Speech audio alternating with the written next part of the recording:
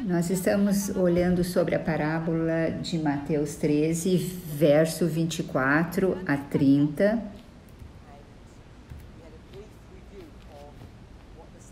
E revisamos brevemente o significado dos símbolos.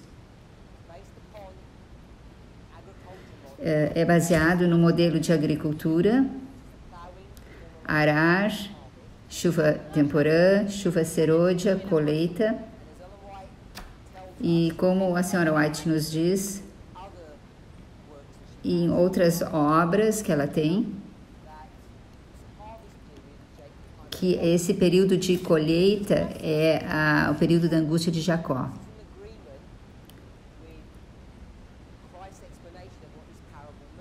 Que está de acordo com a explicação de Cristo em relação a essa parábola. Fala sobre o fim do mundo. E ele claramente nos diz que o campo é o mundo. Então, nós precisamos entender a parábola nesse nível.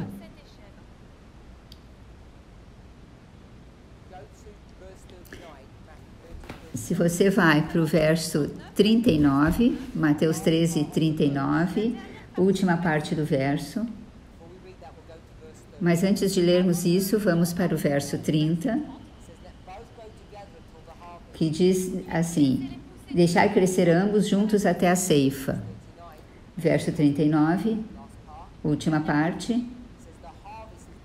A ceifa é o fim do mundo. Então, nós sabemos que está falando sobre o fim do mundo. Se você vai do verso 40 em diante, fala sobre as pessoas sendo jogadas no fogo, sendo queimadas. Isso é tudo uma imagem sobre o fim do mundo. Isso deve estar claro para nós. No livro Parábolas de Jesus, na página 70, parágrafo 2, página 70, em português, página 30.2. E nós temos que entender que não é a igreja, é o mundo. Será que quer dizer que Cristo estava errado? Ela está tentando dizer que é isso que Cristo queria dizer? Então, ela não deve estar dizendo que Cristo está errado, com certeza, não é isso. Será que ela está nos dizendo que quando Cristo fala mundo, ele está querendo dizer a igreja? Então, não deve estar correto também. Então, o que ela está fazendo, falando nesse livro? Ela está dizendo que tem duas aplicações para essa passagem.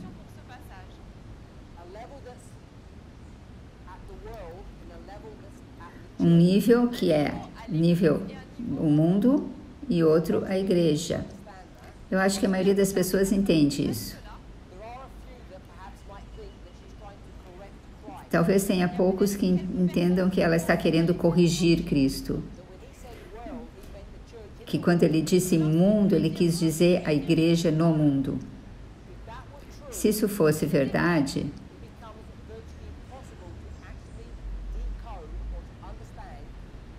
se tornaria quase impossível decodificar o que está entendendo, o que está acontecendo.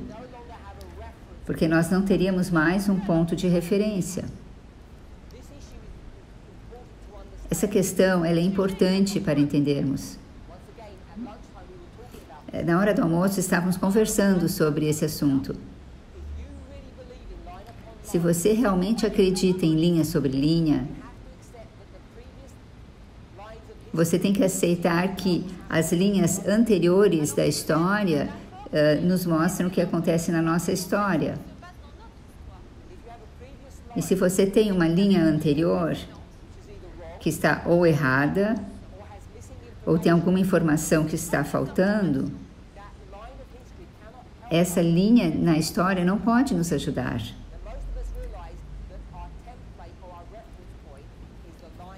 A maioria entende que o nosso modelo é a linha dos mileritas. E é claro que o problema disso, ou com isso, é que quando você começa a perguntar às pessoas aonde que está a lei dominical, aonde que está o fechamento da porta da graça, aonde que está o segundo advento, as pessoas não sabem. E se você não sabe onde estão esses marcos nessa linha, então você não está mais fazendo linha sobre linha, está? O que você está fazendo, então, é o que as pessoas chamam de assim diz o Senhor. E as citações do Espírito de Profecia, ela nos dão um quadro, uma descrição de como se parece o fim do mundo. E é isso que nós temos. O que acontece é que nós perdemos a nossa habilidade de ter uma estrutura. Porque a gente sai da metodologia de linha sobre linha.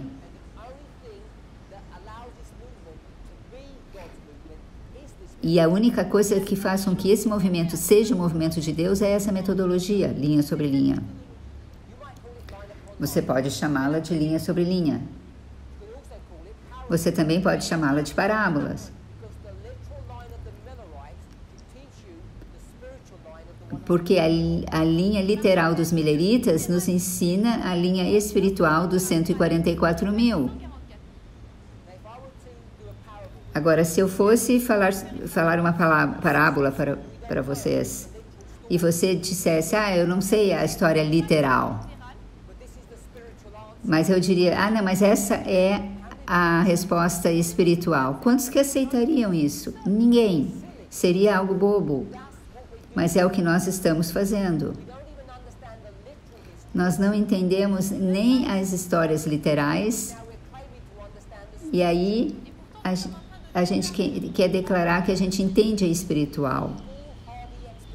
Isso, na verdade, é uma expedição completamente louca, insana.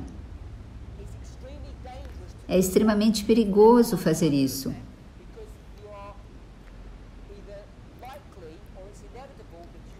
Porque é quase inevitável que você vai cometer erros. E é por isso que nós precisamos ter tanto cuidado.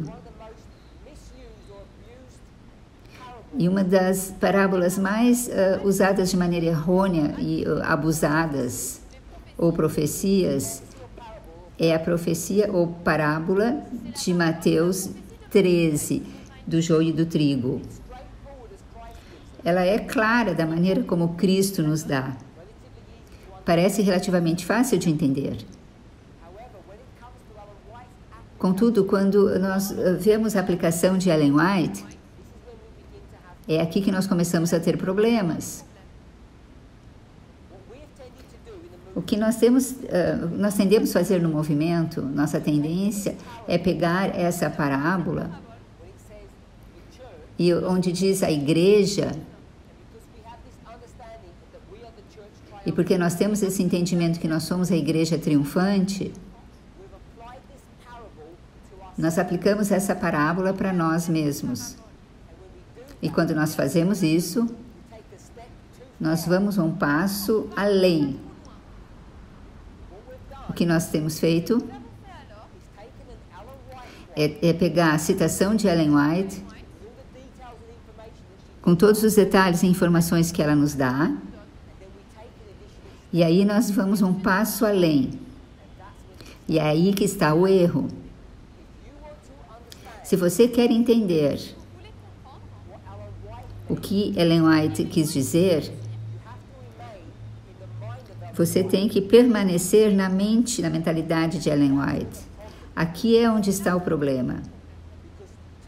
Porque muitos de nós, na verdade todos nós temos sido doutrinados no modo como esse movimento tem funcionado. E nós esquecemos qual é a nossa herança. Nós somos adventistas do sétimo dia.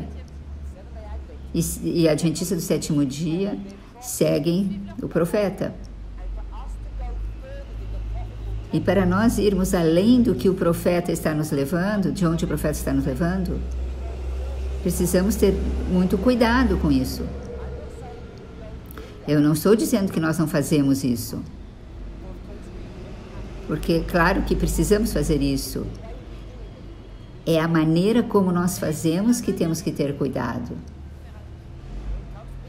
E quando falamos sobre essa parábola, nós estamos fazendo de maneira incorreta. Nós precisamos entender o que Ellen White diz quando ela fala a igreja.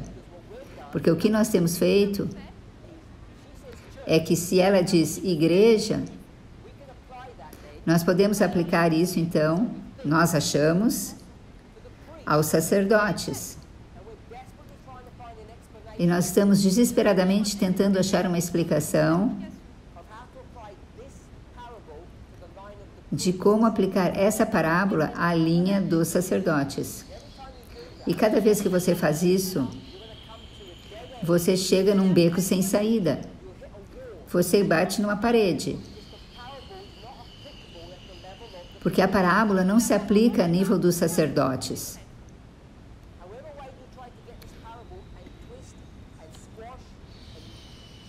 Não importa como você queira pegar essa parábola, torcer, virar ela, fazer o que quiser, ela não vai fechar no nível dos sacerdotes.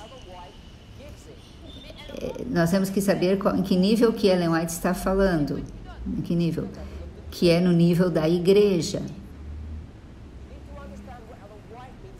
Você tem que entender o que Ellen White quer dizer por igreja. E a maneira como você faz isso é primeiro entender para quem que ela está falando, né? Para quem que ela está sendo profeta.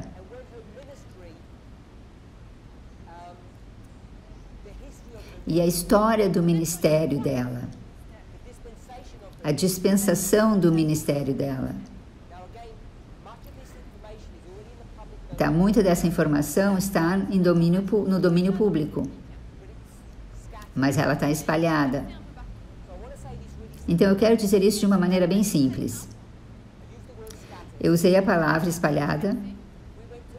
Nós fomos em Primeiros Escritos, página 74. A senhora White está falando do espalhamento e do ajuntamento. E baseado no modelo que ela dá, baseado na história da igreja, nós podemos demonstrar, nós sabemos que Ellen White era uma profetisa para uma igreja espalhada. É importante entendermos isso. O que isso nos mostra é que as mensagens que ela dá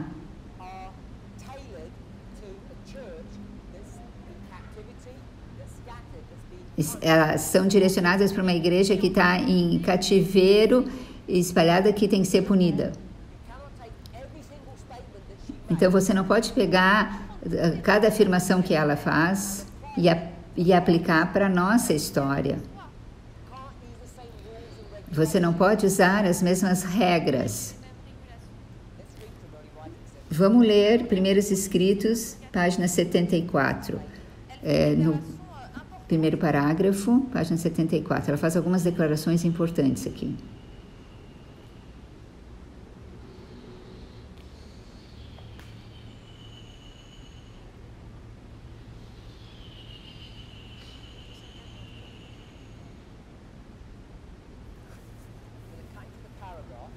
Eu vou começar já depois, né, mais abaixo aqui. Aí ele fala: na dispersão, fizeram-se esforços para espalhar a verdade com pouco êxito,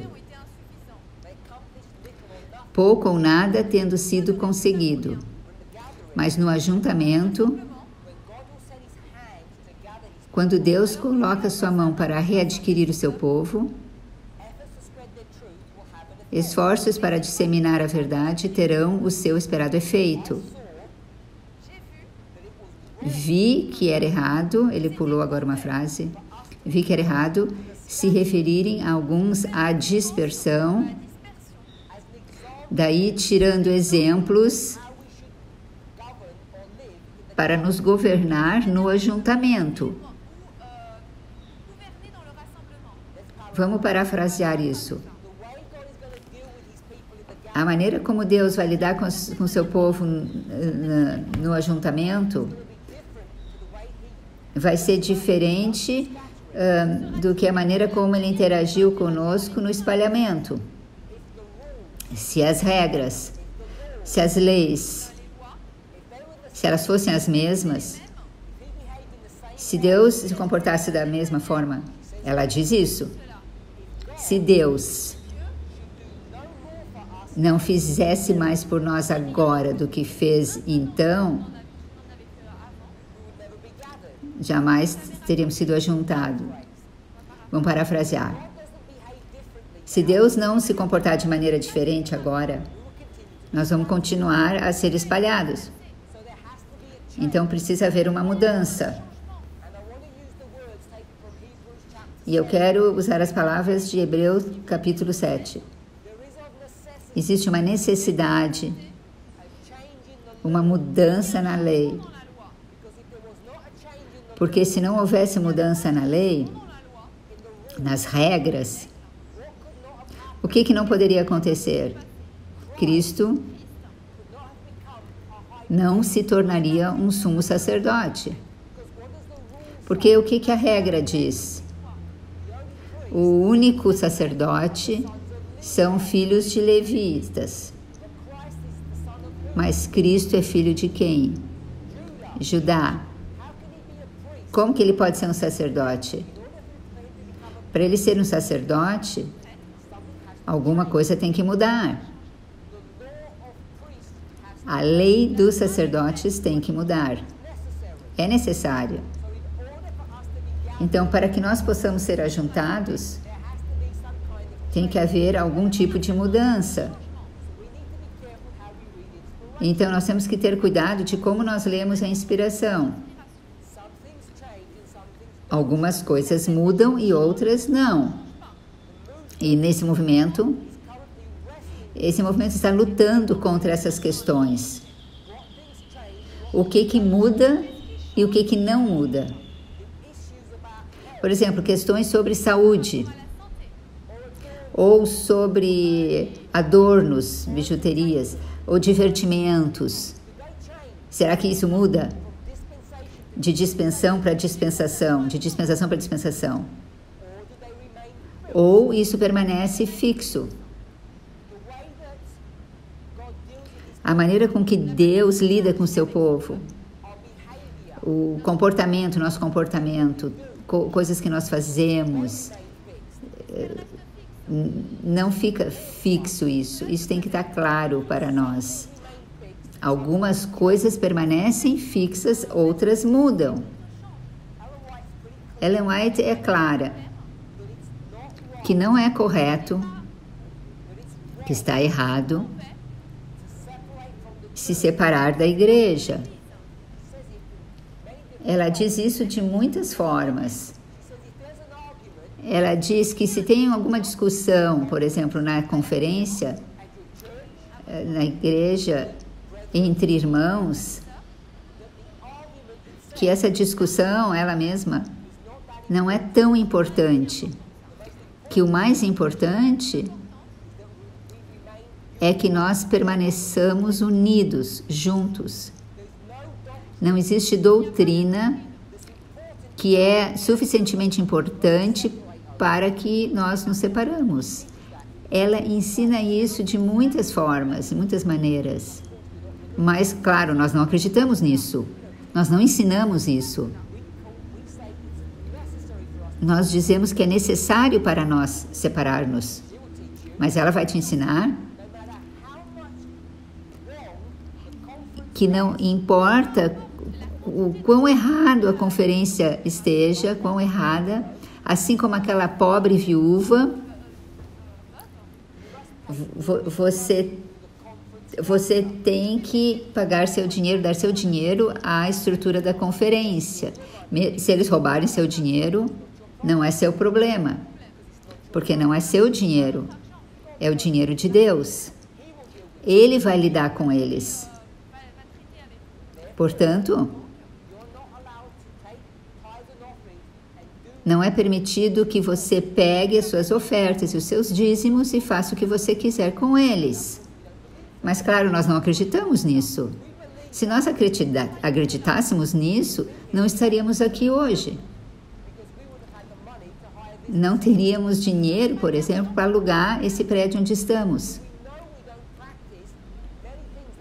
Então, nós sabemos que nós não praticamos muitas coisas que Ellen White diz que deveríamos praticar. E o meu desafio para vocês é por quê? Por que você se separou da igreja? Por que você não apoia a igreja com seus dízimos e ofertas? Quando você tem afirmações escritas, muitas, que dizem para você fazer isso. Qual é a sua justificativa para isso? Para a maioria de nós, eu acho que a maioria de nós não tem, pensado nessa questão. A gente meio que ficamos na excitação da verdade e não pensamos com detalhes nessas questões. Mas agora nós precisamos pensar. Nós temos que pensar por que nós fazemos essas coisas. Porque há algumas coisas que nós podemos desobedecer, nos separar, formar nossa própria conferência, fazer batismos legais, não devolver ofertas e dízimos para a igreja. Nós podemos fazer todas essas coisas porque mudaram, mas existem outras coisas que não mudaram. E nós temos que desenvolver ideias e regras para saber o que muda e o que não muda. Nossa relação com a inspiração é a mesma que sempre houve durante os séculos. Cada profeta foi confrontado com a situação na qual eles viviam.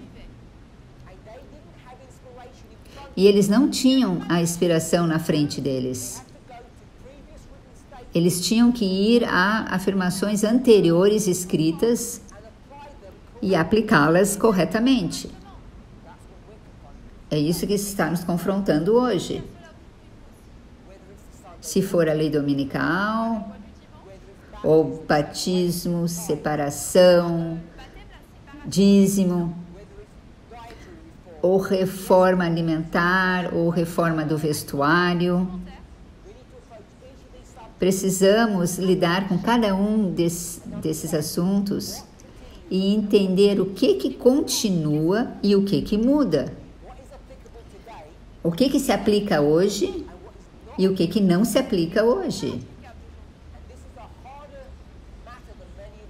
E esse é um assunto muito mais difícil do que nós imaginamos. Qual o princípio que nós sabemos? O princípio que nós sabemos, se nada muda, então nós não podemos estar no ajuntamento. Esse é um princípio importante para nos segurarmos. Porque esse princípio nos dá a justificativa,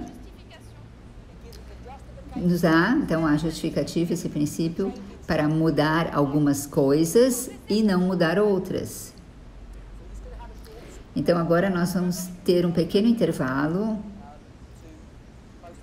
para fechamento do sábado, para encerrar o sábado. Vamos fazer uma oração.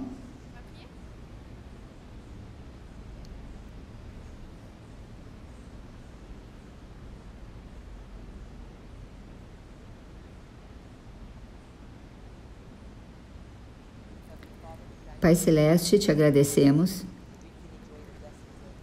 que podemos usufruir das bênçãos do descanso do sábado. Não apenas um descanso físico, mas o descanso do mundo, repouso do mundo.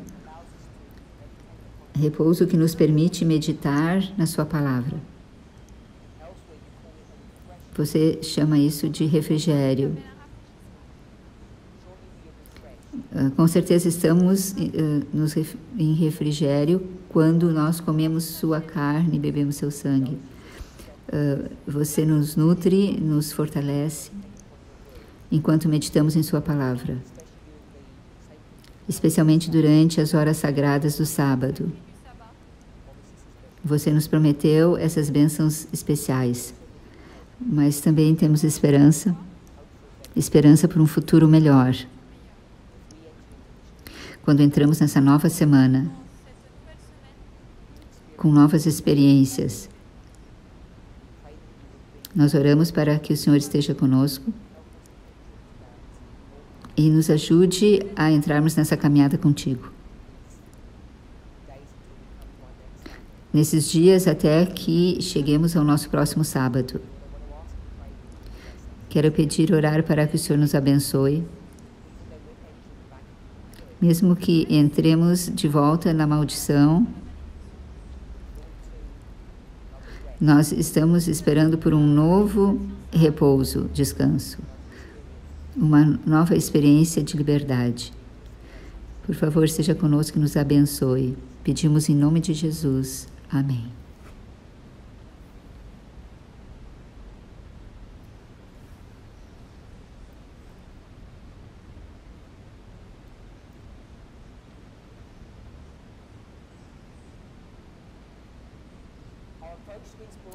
Então, quando vamos à inspiração e lemos, na inspiração, é muito crítico isso, porque se nós cometemos algum erro, nós temos muitos problemas. E eu acredito que a maneira como abordamos Mateus capítulo 13, a parábola do joio e do trigo, para muitos tem sido de uma maneira errada.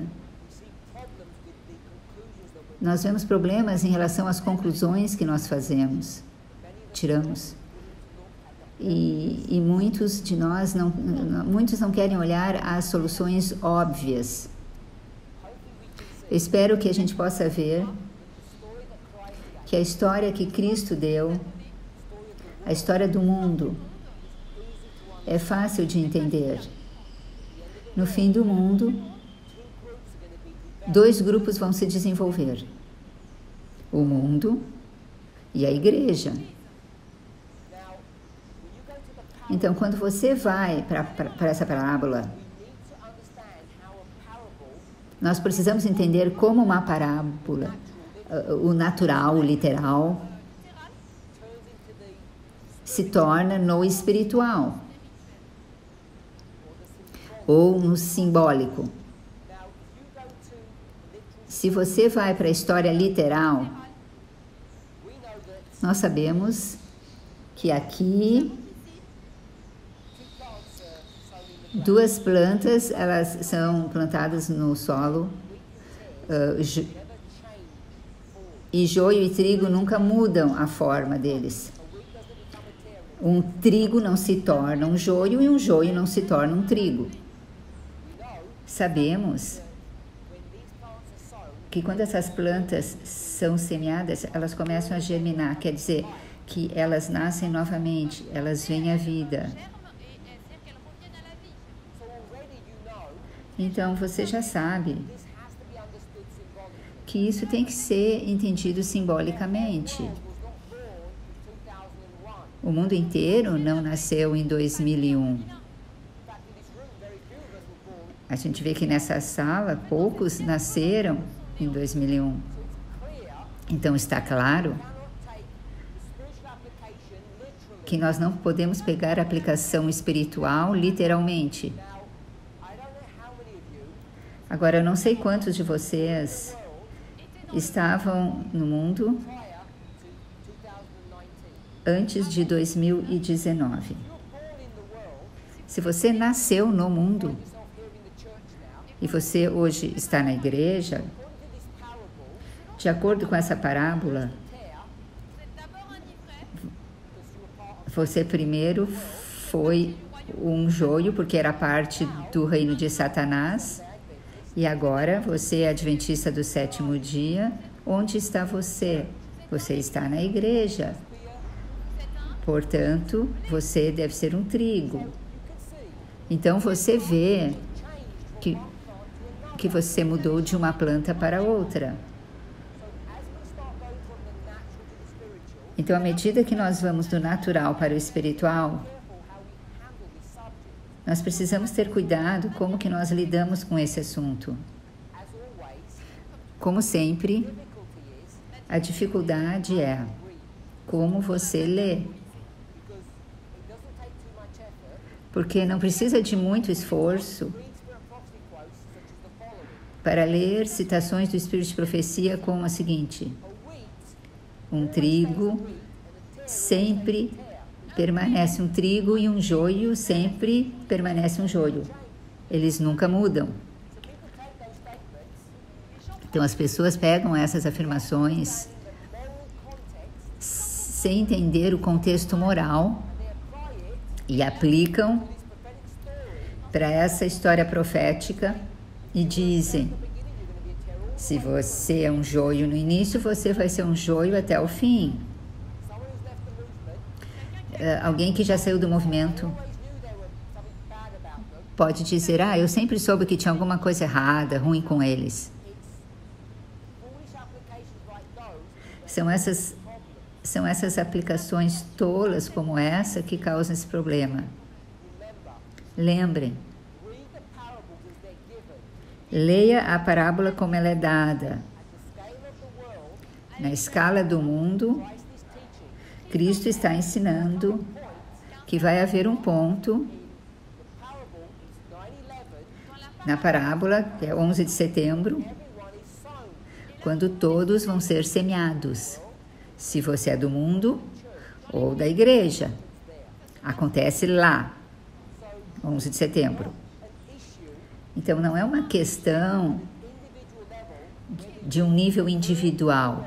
Se você nasceu no mundo e se torna um membro da Igreja Adventista do Sétimo Dia.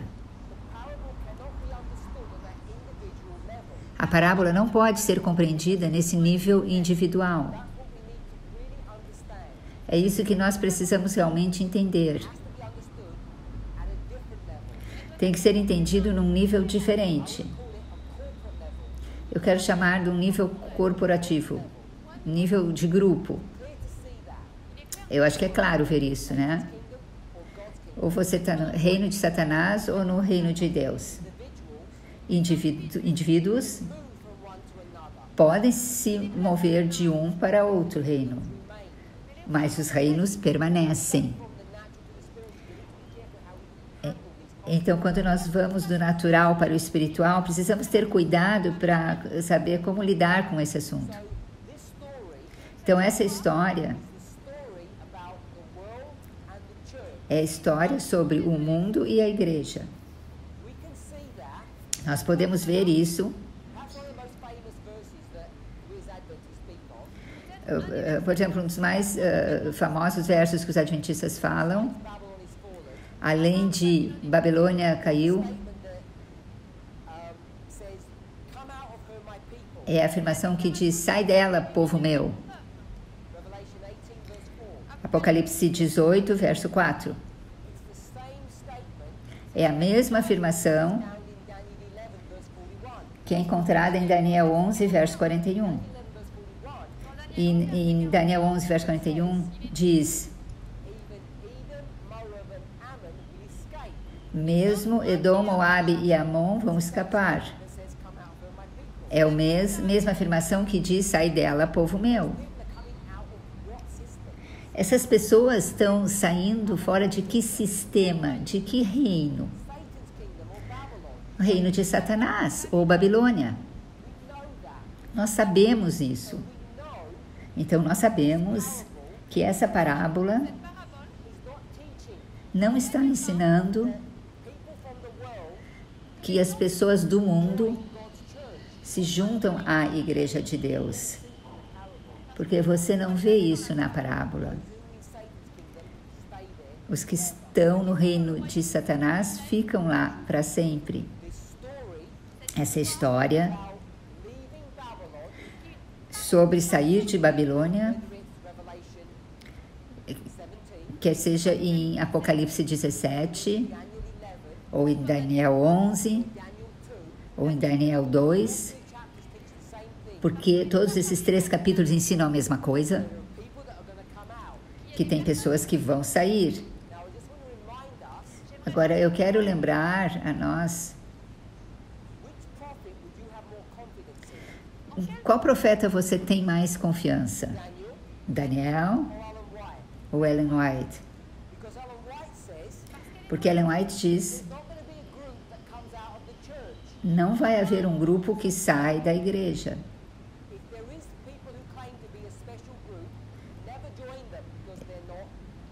Se existem pessoas que dizem que são um grupo especial, não se juntem a eles porque não são de Deus. Eu vou, então, parafraseando o que ela diz.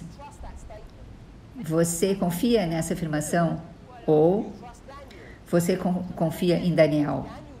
Porque Daniel diz, existe uma montanha que é o reino de Deus e o que sai dela? Uma pedra. Então, claramente, ele ensina que tem uma separação no reino dos céus. E Ellen White diz que não vai haver uma separação. Então, qual dos 2 profetas estão corretos? O que diz que tem uma separação ou aquele que prevê que não vai haver separação? Nós precisamos saber as respostas dessas perguntas. Obviamente, ambos os profetas estão corretos. A maneira de resolver esse dilema é entender o que cada profeta está falando. Não só o que eles estão falando, mas quando eles estão falando. Vamos fazer de uma maneira simples. Temos uma linha na história. Vamos ter 2 dispensações.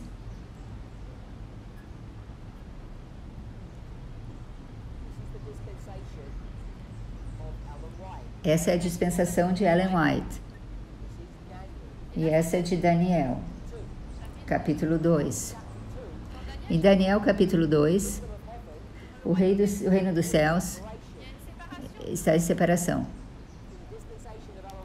Na dispensação de Ellen White, ela diz que não há separação acontecendo. E claro que esse marco que separa essas 2 dispensações é o tempo do fim.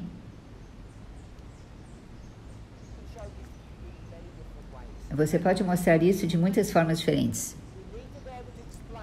Nós precisamos ser capazes de explicar que quando o profeta fala, o tempo em que eles estão falando, Daniel não está pegando esse modelo e trazendo na outra história, na de Ellen White. Nós temos que entender que essa dispensação, a dispensação 1, é a do espalhamento. E a dispensação 2 é ajuntamento.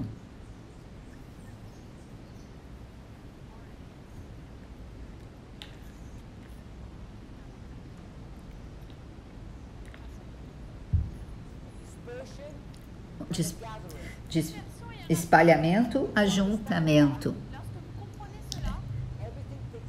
Quando você entende isso, tudo entra no lugar de maneira legal. Então, quando vai para a história de Cristo e tem toda essa pessoa saindo de Babilônia, você sabe que esse modelo, porque as pessoas saem de Babilônia, não está sendo mostrado nessa parábola. Você não pode usar essa parábola para demonstrar essa verdade. Você tem que ir para outras passagens. Uma pedra sai da montanha. Essa é uma separação do reino de Deus.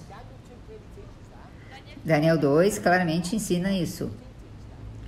E Mateus 13 também ensina isso. Você vê em algum lugar que o joio está separado um do outro? Não. Não ensina essa teologia.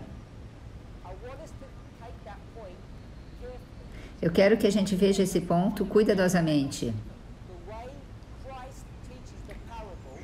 A maneira que Cristo ensina a parábola, ele ensina nesse nível do mundo. E agora Ellen White vai dizer, não, nós queremos ensinar isso a nível de igreja. E tem uma grande diferença entre os dois. Então, se esse é o mundo, que é o campo, está em duas partes. Uma parte é a igreja, reino de Deus, e nós vamos chamar a outra de mundo, que é o reino de Satanás. Mas eu não quero chamar o reino do mundo. Eu vou chamar de Babilônia. Temos a igreja e Babilônia. Isso é o que Cristo está ensinando. Ellen White diz não. O que ela diz que o campo é?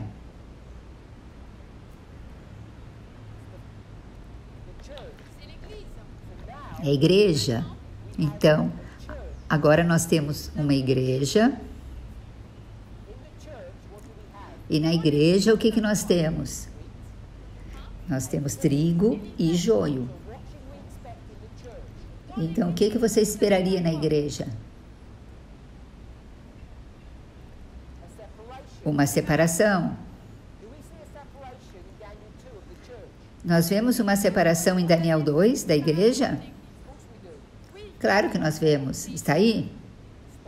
A pedra e a montanha. Eles separam. Então, num nível, Ellen White diz não há separação. E Daniel 2 diz que há uma separação. E em Mateus 13, o que Ellen White diz? Que a igreja vai separar. Então, a questão é, que igreja que está separando? Muitos de nós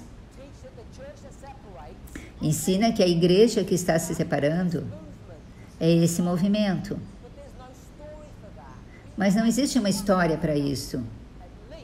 Pelo menos as histórias com que nós estamos lidando. Porque existem outras histórias que ensinam sobre uma separação no nosso movimento, mas não essas. Então, nessa história aqui, você tem a Igreja de Deus, que já estava em existência aqui, antes, no espalhamento, e esse movimento nem existia naquele período. Aí você vem ao tempo do fim, o movimento começa a surgir, e o que começa a acontecer? Uma separação. Entre quem e quem? Entre a igreja e esse movimento. Isso é o que acontece no tempo do fim. Daniel 2 ensina isso. Mateus 13 ensina isso. Mas não é a versão de Cristo. É a versão de Ellen White que ensina isso. Ela ensina que há uma separação na igreja. Que igreja é essa? Se eu fosse a Daniel 2, como se parece essa igreja? Qual é a imagem para essa igreja em Daniel 2? A montanha. A montanha é a igreja. Ela está dizendo que a igreja, que na igreja tem joio e trigo. E que em algum momento, o que vai acontecer? vai haver uma separação. A mesma verdade que Daniel ensinou aqui. Numa outra afirmação, ela diz o quê? Não há separação. Que se tem alguma pessoa nessa dispensação, na dispensação 1, que diz, vamos nos separar da igreja, vamos dar nossas ofertas e dízimos em outro lugar. Vamos fazer nossos próprios batismos. Você sabe que essas pessoas não são enviadas por Deus. Daniel 2 diz, Deus manda, obriga, que a pedra seja cortada da montanha. Como que a pedra é cortada da montanha? A Bíblia diz sem mãos. Claro, isso não é verdade, porque qualquer pedra que é cortada de uma montanha tem que ter sido cortada com mão. Então, o que a Bíblia quer dizer quando diz sem mão? Quando diz sem mão, o que isso significa?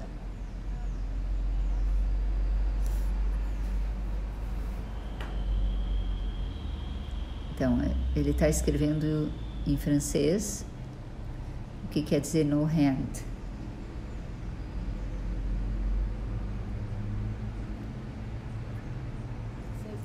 Diz que, então, sem mão, Daniel 2, significa o quê? Um estudinho curto vai mostrar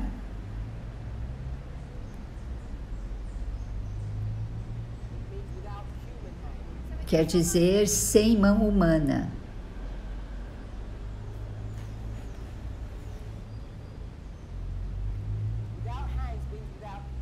Sem mão humana quer dizer isso. Porque qual mão é forte o suficiente para cortar um grupo de pessoas? Não são mãos humanas, é a mão de Deus. Então, quando diz sem mão, quer dizer sem poder humano. Porque significa que é a obra de Deus que está fazendo isso. Então, essa separação está sendo esculpida por Deus. Você precisa ver a história que no tempo do fim,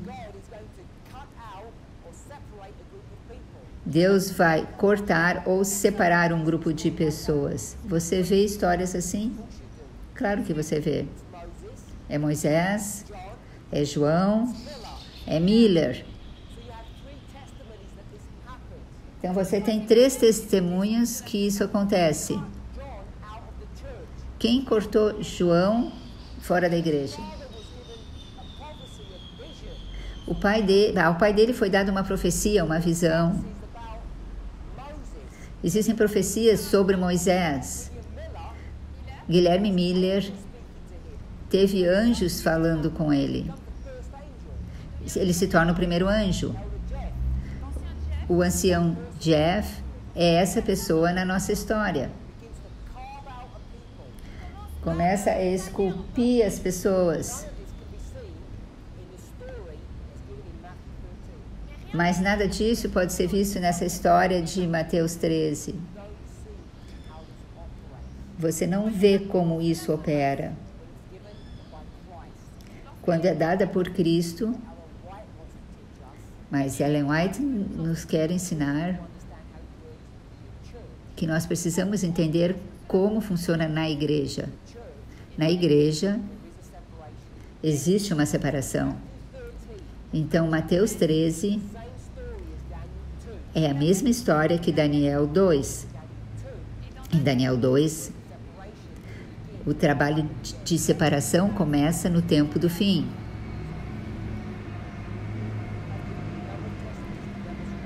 Eu já dei vários testemunhos para demonstrar isso. Nós já olhamos Daniel 11, verso 41, Apocalipse 18, verso 4, que ambas essas passagens ensinam? Que vai haver uma separação, sem mão, mas não é na igreja. Aonde que é a separação? Da onde que Edom, Moabe e Amon escapam? De onde eles escapam? Do mundo? Da Babilônia? Apocalipse 18 diz, sai de Babilônia, saiam de Babilônia. É a mesma história de Daniel 2? Sim, nós vemos a mesma história. Nós vemos algo saindo daquela estátua. Nós não temos tempo para estudar isso, mas é claramente visto nos versos. Algo sai de Babilônia, é tirado de Babilônia. As pessoas que Daniel 11 menciona e que Apocalipse 18 menciona. Então vamos pensar sobre essa história aqui, na linha ali de Cristo, que ele colocou. Isso não é muito fácil de demonstrar, porque existe muita informação anterior, assim, que você precisa saber. Mas o que nós vamos fazer, vamos ir para esse modelo aqui, onde está uma história sobre a igreja. Não vamos nos preocupar com o mundo. A história da igreja, ela é encontrada nos 4 evangelhos e na primeira parte do livro de Atos. E nós já demonstramos isso que é em 2 partes. Então, em Pentecostes, o que acontece? 3.000 pessoas. O que acontece com essas 3.000 pessoas? Não são batizadas. O que acontece com eles? São separadas ou foram cortadas fora da igreja. Então você já vê na história de Cristo. Então nós sabemos que tem a separação aqui que aparece nessa história, na história de Cristo. Então nós vamos colocar algumas linhas. Aqui é a lei dominical. E a lei dominical se alinha com o ano 34 AD. Então, ano 34 se alinha com a lei dominical. Essa se torna a linha da igreja.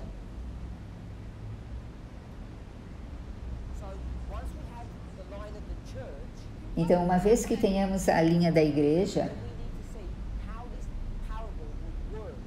então temos que ver como que essa parábola funciona.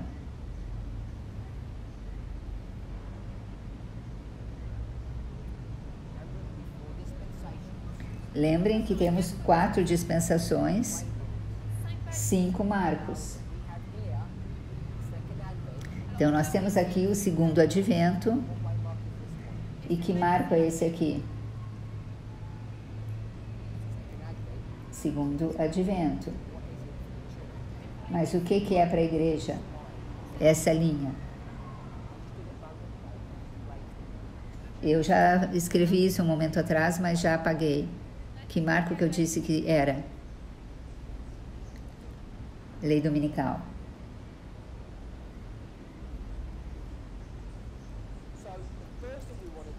Então, a primeira coisa que vocês querem fazer é esclarecer essa concepção errada. Eu quero mostrar para vocês, vou falar aqui como um fato, que os sacerdotes são 144.000. Os levitas não são. Essa pedra que é cortada da montanha, ela é composta de 2 grupos de pessoas, que nós mostramos aqui. Nós podemos chamar os discípulos e os 3.000, ou os sacerdotes e os levitas. Então, essa pedra não representa os 144.000. Ela representa os sacerdotes e os levitas. não é os netineus e os samaritanos, ou os samaritanos. Por quê? Porque não é permitido a eles fazer o quê? Construir o templo. Nós vimos isso no livro de Esdras. Então, essa igreja, esse templo, é composto de sacerdotes e levitas. E os sacerdotes e levitas fazem o quê? Eles dão uma mensagem ao mundo. Paulo, aonde que ele se encaixa nessa história? Aqui, você não vê ele nos evangelhos. Ele entra na história no livro de Atos. Nesse nível aqui, ele seria um levita. É aqui que ele entra na história. Então, Paulo é um levita. E no Novo Testamento, ele é a pessoa principal que leva a mensagem ao mundo. Vamos levar isso para Daniel 2. A pedra destrói a estátua. Ambos são sacerdotes e levitas que fazem esse trabalho.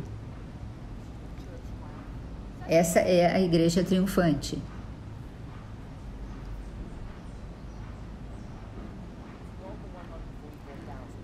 Não representa os 144 mil. Então, quando nós chegamos a essa história, eu quero que a gente entenda o que está acontecendo aqui. Vamos decidir o que está acontecendo aqui. Aqui se torna algo um pouco mais complexo, difícil da gente explicar. Então, vamos fazer um pouco mais, de maneira mais fácil. Vamos desenhar as linhas. As duas linhas que nós já estamos familiarizados.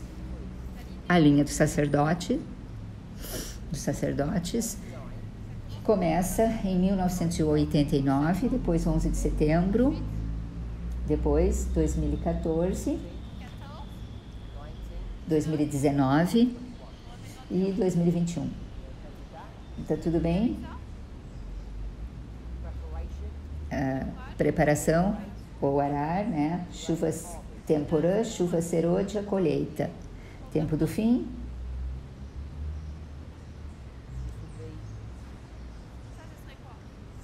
Em 2014 teremos a lei dominical, 2019 fechamento da Porta da Graça e em 21 segundo advento. Espero que vocês estejam familiarizados com isso. Aí vamos para a linha dos levitas.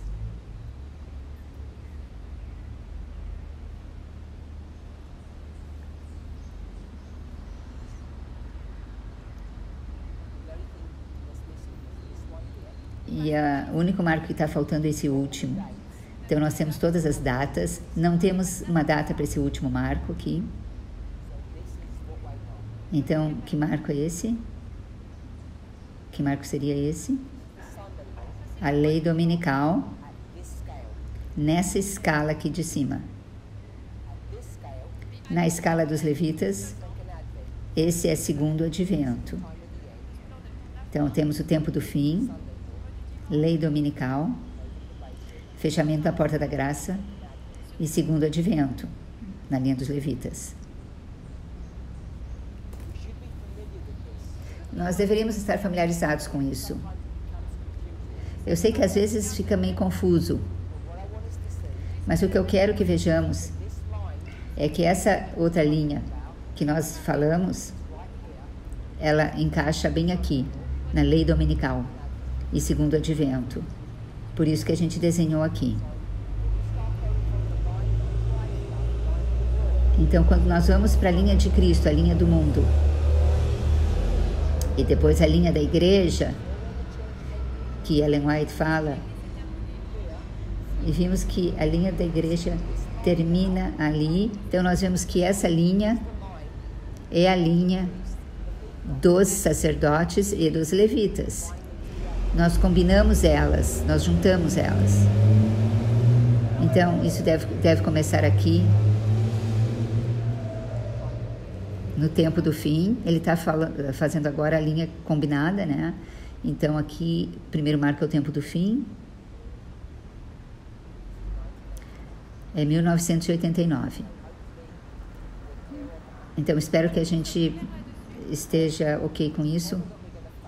Então, o problema que nós vamos ter é que nós temos quantos marcos? 1, 2, 3, 4, 5, 6. Temos 6 marcos, porque nós combinamos as duas histórias. E aqui nessa linha, nós temos quantos marcos? 5. Então, nós sabemos que esses marcos vão ser alguns desses outros marcos aqui, mas tem algum faltando. Que dispensação é essa aqui, essa primeira? Preparação ou arar, depois chuva temporã, depois chuva serôdia e depois colheita. Então, agora nós queremos decidir aonde que é essa colheita. Nós queremos decidir aonde vão ser esses marcos. Então, esse aqui, embaixo dos levitas, né? Preparação, chuva temporã, chuva serôdia e colheita. Então, se nós combinarmos esses dois, sacerdote e levitas, quando que começa a colheita? Quando que é, assim, a primeira, né, o primeiro momento que começa a colheita? Qual é o primeiro momento que começa a colheita? Você vê isso? 2019 é quando começa a colheita. Nós não estamos falando dos sacerdotes e levitas. Nós estamos falando da igreja triunfante, esses dois grupos juntos. Começa aqui, 2019. Então, esse marco é o quê? 2019. E o próximo ali, 2014 e 11 de setembro. Então, essa linha,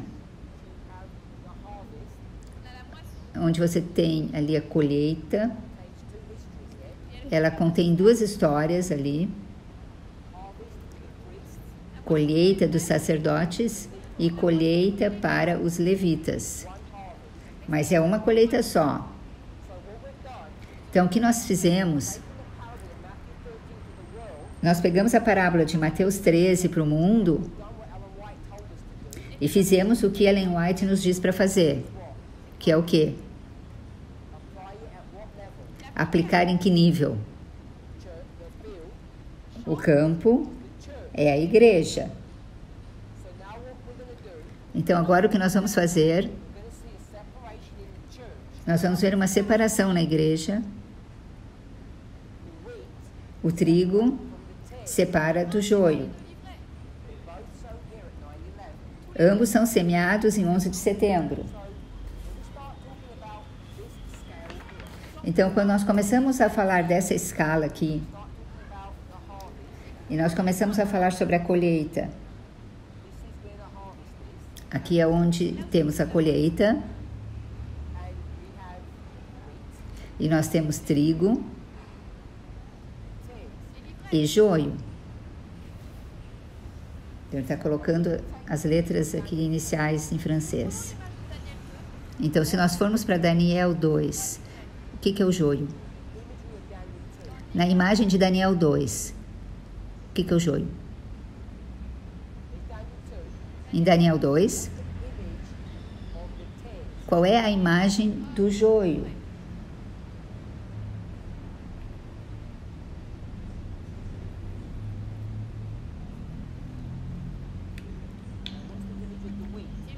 A montanha, né?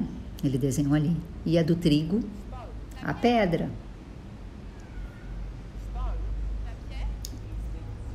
Então, a pedra representa os sacerdotes e os levitas. Então, aqui estamos, linha dos sacerdotes. Estamos ensinando que estamos em que história agora? Na história da colheita, quando vai haver uma separação do trigo e do joio. Quem é o trigo?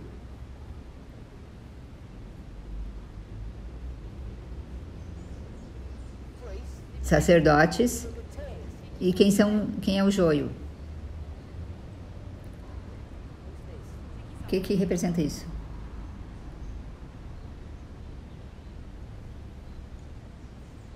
A igreja.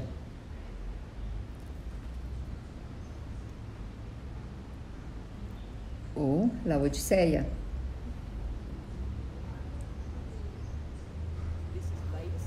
Então, isso é a Laodiceia ou a igreja. Ou nós poderíamos falar na estrutura da conferência.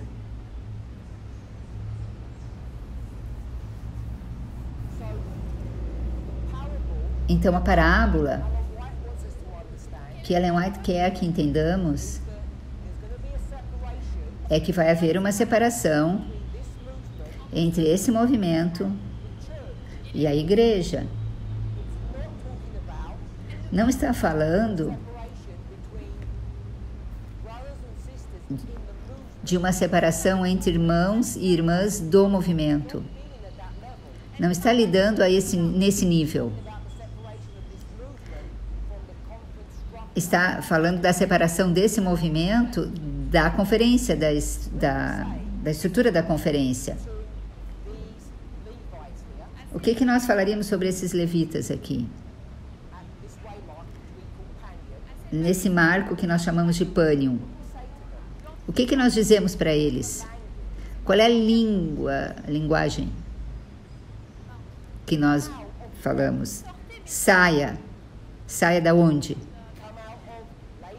Saia de Laodiceia. Saia da estrutura da conferência. Agora está na hora de se separar. Eu não estou tentando definir o que significa sair da estrutura da conferência, mas o que eu estou dizendo é que significa sair daquele modo de pensar e vir para esse modo de pensar. O pensamento desse movimento. Então, Mateus 13 não é a mesma parábola de Mateus 25. Não estão ensinando a mesma verdade. Na verdade, a maneira como Cristo dá essa parábola, você nunca vê uma separação na igreja. Você nunca vê uma separação no mundo. Você vê apenas uma separação da igreja e do mundo. Mas o que Ellen White quer fazer é fazer uma aplicação e ela está ensinando, de acordo com Daniel 2, que na igreja adventista do sétimo dia, aqueles 20 milhões de membros, vai haver uma separação. E quer que vejamos ou não, esse trabalho de separação já começou. Começou o mês passado. Aqui, 9 de novembro de 2019, a colheita começou. E essa colheita não é uma separação entre nós e o FFA. Não é uma separação entre eu e você, porque a gente entende profecia de maneira diferente. Não está lidando com alguém nessa sala que não entende inteiramente ou que não aceita inteiramente o que ensinamos. Não está lidando com essa questão.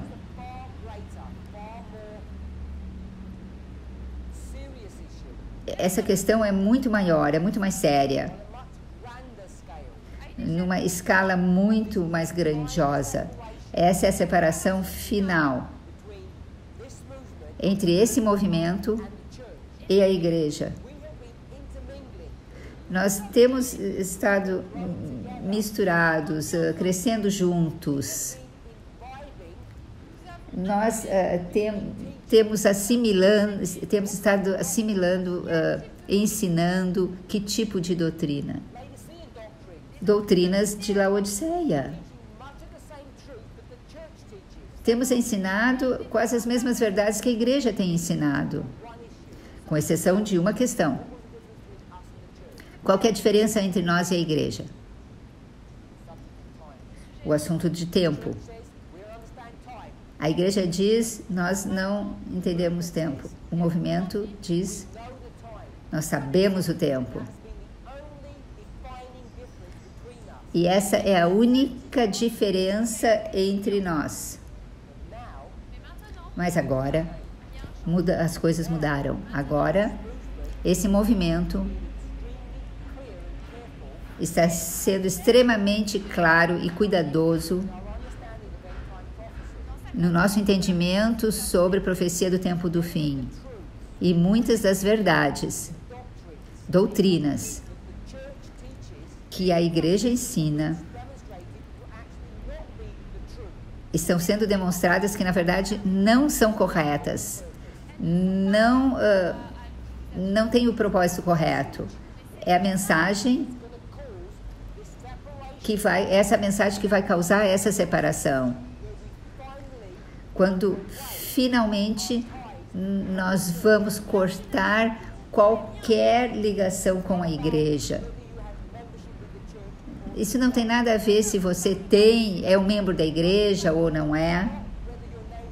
Não é se o teu nome está escrito em algum livro da igreja ou não. Isso é sobre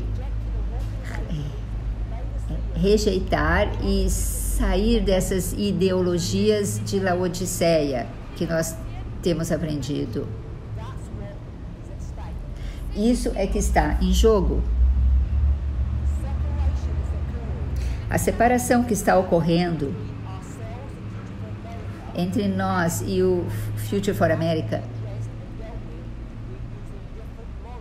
tem que ser abordada usando modelos diferentes. Esse assunto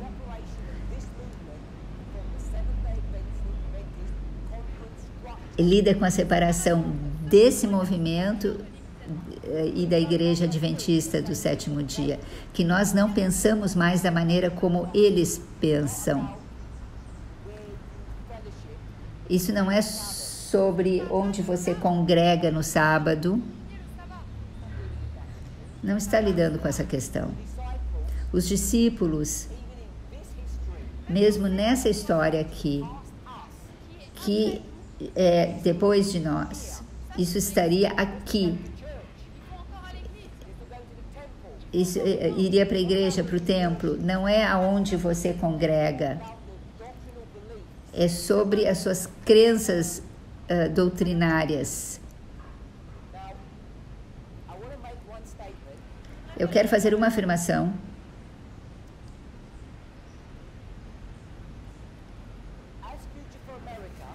Pergunte para o Future for America. O líder deles, Jeff Pippinger,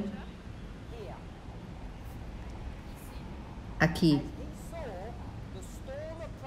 um pouco antes de 2019, quando ele viu que estava chegando a tempestade, então, quando ele viu que estava se aproximando a tempestade,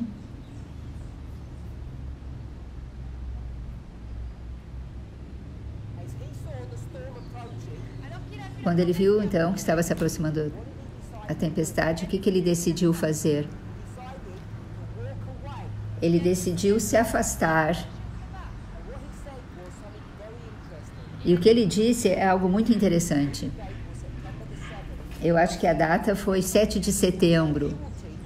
Então, agora ele vai ensinar que 7 de setembro se torna um marco profético. Nós, pelo menos, concordamos numa questão, que 7 de setembro se torna um marco significativo em nossa história. Antes disso, durante todo o tempo dessa história, o período dessa história, por exemplo, como João, que está ensinando que o tempo correto, mas o cumprimento está errado. Ele está ensinando o que a igreja ensinou a ele. E que igreja era essa? Igreja de Laodiceia. Então, ele estava ensinando teologia laodiceana. Um pouquinho antes do fechamento da Porta da Graça, ele vê a tempestade se aproximando. O que é a tempestade no contexto desse estudo? A colheita. Essa é a tempestade. E o que é a colheita? É a separação de quem?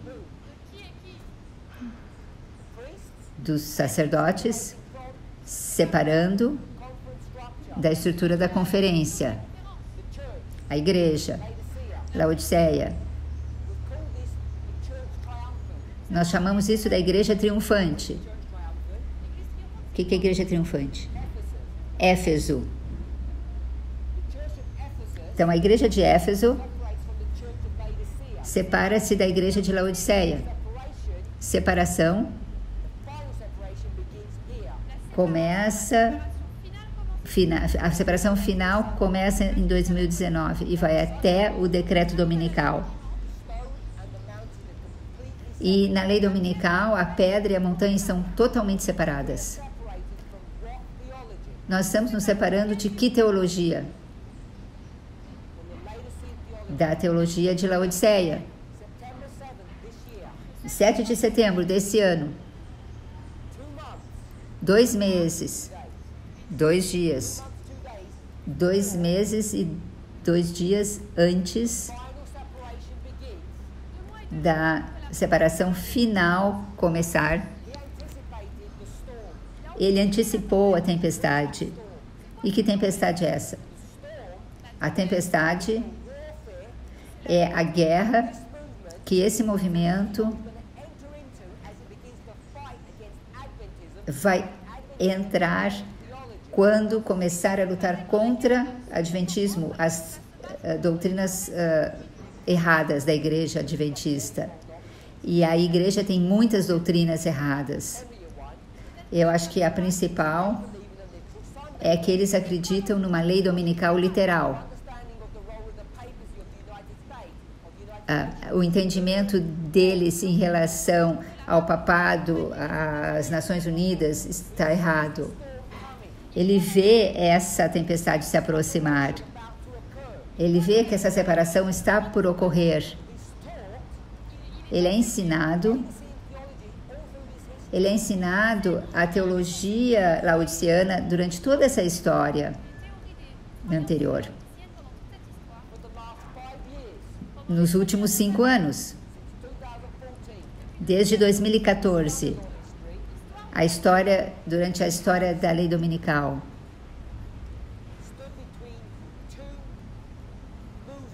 Ele ficou entre 2 movimentos, 2 perspectivas, 2 doutrinas, igreja e movimento. E ele tem vacilado. E a pessoa que vacila, ela não é estável.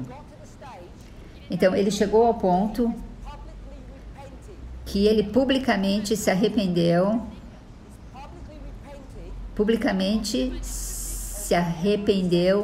de tudo. Todas as doutrinas que esse movimento tem acreditado. E ele quer acreditar, ele quer segurar a teologia de Laodiceia que ele tem ensinado todos esses anos anteriores. E a razão que ele tem feito isso é porque, de acordo com a profecia, o Future for America e seus seguidores, eles veem alguma coisa. O que eles veem? Eles veem a tempestade se aproximando. Então, eles fazem uma afirmação pública em setembro, que ele diz, então está no domínio público, você pode ver, ele diz, de agora em diante, eu vou voltar à minha teologia de Laodiceia. É o que ele disse. Ele quer voltar à sua teologia laodiceana. Por quê? Porque ele antecipa que esse movimento vai se separar da igreja de Laodiceia. E ele não quer se separar dessa igreja de Laodiceia, dessa teologia laodiceana. Ele quer se segurar nisso, ele quer segurar isso. E, portanto, ele é forçado a se separar desse movimento. Agora, eu quero dizer para vocês, eu não entendo inteiramente o que essa separação vai dar, em que essa separação vai dar, mas se você vai para o Novo Testamento, você vai para a história milerita, uma coisa que você pode ter certeza, que essa separação é dolorosa. As acusações que vão ir contra nós, elas vão ser cruéis, elas são duras. Você vai ser chamado de nomes, você vai ser criticado. Eles vão dizer que você é diabólico. Essas são as coisas que vão acontecer. Ele está procurando aqui uma palavra que ele falou e ela não soube traduzir em francês.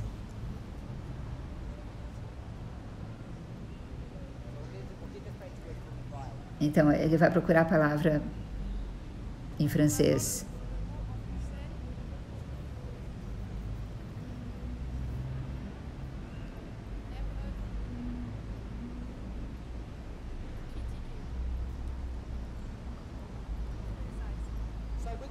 Então, nós vamos ser criticados, vamos criticar.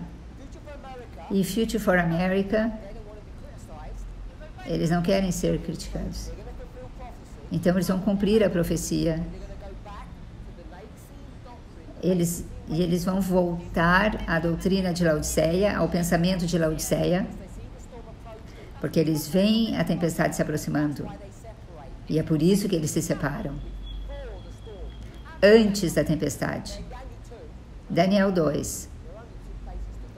Só tem 2 lugares para ir, não 3.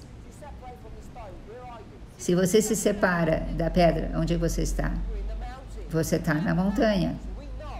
Então, nós sabemos que cada pessoa que se separa desse movimento, eles vão voltar para a montanha. A montanha é a condição de Laodiceia. Eles já afirmaram publicamente que é para lá que eles vão. E também, conforme o comportamento que eles estão mostrando, as doutrinas que eles estão falando, é teologia de Laodiceia. Nós não podemos ficar confusos sobre como ler a inspiração, sobre essa questão, sobre dispensações, questões sobre como nós lemos, como diz o Senhor, assim diz o Senhor. Esses são temas comuns que nós temos falado já por muito tempo. Mateus 13, a parábola do joio e do trigo. Ellen White diz que nós precisamos entender, porque ela está antecipando que no fim do mundo vai ser levantado um movimento de Deus que vai sair desse pensamento laodiceiano. Tem 2 questões sobre Laodiceia: o assunto do tempo e sobre o cumprimento que vai haver. Qual é o cumprimento profético na dispensação? A igreja não entende nenhum dos 2. Future for America, como João, como os discípulos, estavam metade certos, metade errados. Então, nós queremos estar claros. Quando nós tentamos entender como se parece a colheita, não é uma colheita de sacerdotes individuais, que eu e você vamos nos separar em algum momento, que você é um joio e eu sou um trigo. Não é o que essas profecias estão ensinando. Essas profecias estão ensinando que se você permanecer na igreja, Você é um joio. E vai haver uma separação que começa 9 de novembro, esse ano, e vai continuar até a lei dominical. E naquele ponto, todos os sacerdotes e levitas já vão ser colhidos, tirados da condição laodiceana. E Éfeso vai começar a fazer uma obra para o mundo, que é onde entra essa história. E aí a gente pode estudar isso e ver todos os detalhes. Eu quero que nós tenhamos clareza que quando a gente vai para Mateus 13, não temos que olhar um para o outro,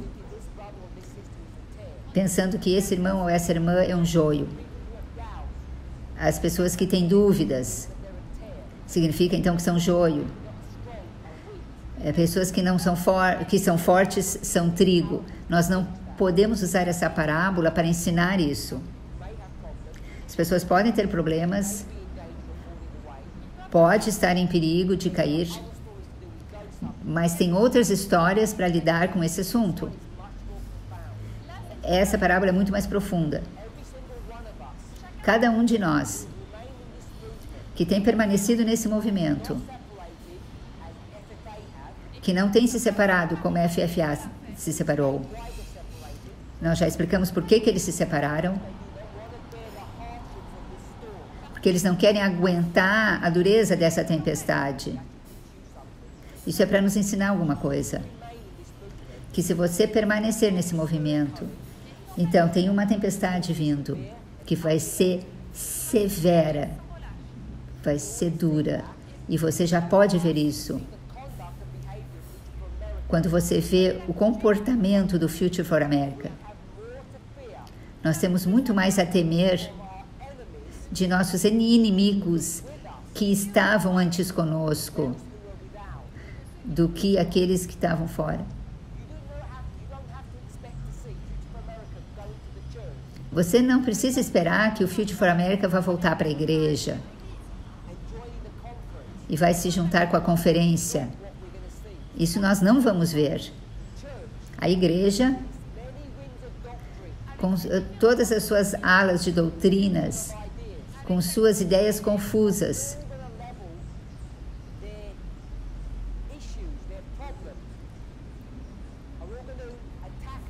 vão nos atacar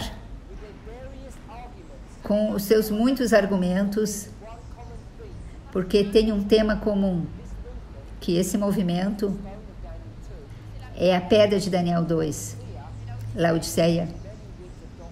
Tem muitas alas, muitas doutrinas diferentes. Não vamos esperar que o Future for America se junte à estrutura da conferência,